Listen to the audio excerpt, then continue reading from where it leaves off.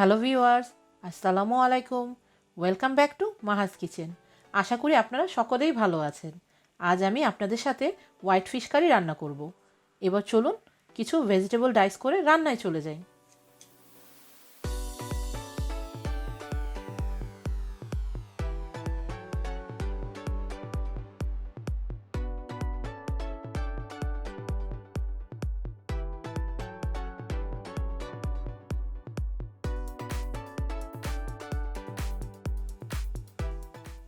আমি এর মধ্যে অ্যাড করে দিচ্ছি 2 টিস্পুন গার্লিক জিঞ্জারের পেস্ট এবং আমি এটা কুক করে নিব 1 মিনিট থেকে 1.5 মিনিটের মতো, যাতে গার্লিক জিঞ্জার পেস্টটা কুক হয়ে যায়। এবার আমি এতে অ্যাড করে দিচ্ছি একটা পুরা বড় ডাইস অনিয়ন করে নিয়েছি আমি। এটা আমি এখন অ্যাড করে আবার কুক করে নিব। 1 টিস্পুন জিরা, 1 টিস্পুন ধনিয়া, 1 টিস্পুন পাঁচফোড়ন, ব্ল্যাক পেপার স্বাদ মতো এবং লবণ স্বাদ মতো আপনারা দিয়ে এটা মিক্স করে নেবেন এবং 2 থেকে 3 মিনিটের মতো কুক করে নিতে হবে।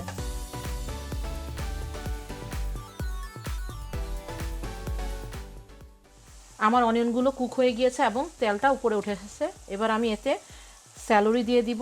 আমি এখানে একটা ফুল প্যাকেট স্যালারি কাট করে নিয়েছি এবং 4টি ক্যারট ডাইস করে নিয়েছি, এটাও অ্যাড করে দিব এবং 2-3 মিনিটের জন্য কুক করে নিব। আবার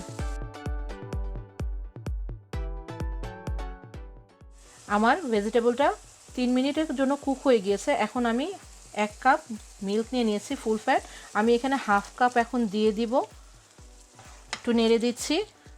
এবার আমি লিড দিয়ে এটা 4-5 মিনিটের জন্য কুক হতে দিব। 5 মিনিট পর ফেরত আসলাম। দেখুন আমার ভেজিটেবলগুলো কুক হয়ে হালকা পানি ছেড়ে দিয়েছে। এই 5 মিনিটের মাঝখানে আমি এসে একটু একটু করে নেড়ে দিয়েছিলাম। এবার আমি বাকি মিল্কটুকু অ্যাড করে মিক্স করে নিচ্ছি। আমি এখানে নিয়েছি 5 স্লাইস বাসা ফিলেট ফিশ, এটা আমি এখন এর উপরে সুন্দর করে জাস্ট অ্যাড করে দিব এবং এর সাথে দিয়ে দিচ্ছি কাঁচামরিচ, যা আমি 4টা কাঁচামরিচ ফালি করে কেটে নিয়েছি। এবার এটা আমি ঢেকে দিয়ে 5 মিনিটের মতো কুক করে নিব। যদি লাগে আমি মাঝখানে নাড়াচাড়া করে দিব। দেখুন আমার কারিটা কুক হয়ে গিয়েছে প্রায়, এবং ফিশটাও খুব সুন্দর ফ্লেকি হয়ে গিয়েছে, দুধটাও কুক হয়ে গিয়েছে। এবার আমি এটা লিডটা খুলে রেখে পানিটা শুকানো পর্যন্ত কুক করে নিব।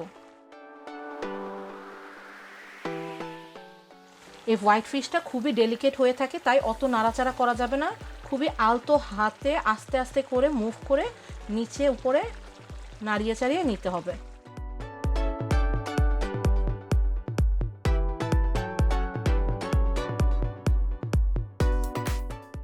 দেখুন আমার কারিতে ভেজিটেবল এবং মিল্কের পানিটা শুকিয়ে গিয়েছে। আপনারা পানিটা অ্যাভয়েড করতে চাইলে ফুল ফ্যাট ক্রিম অথবা সিঙ্গেল ক্রিমও ইউজ করতে পারেন।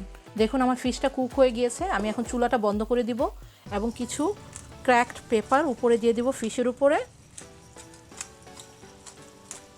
এবং কিছু কোরিয়ান্ডার দিয়ে রান্নাটা শেষ করব।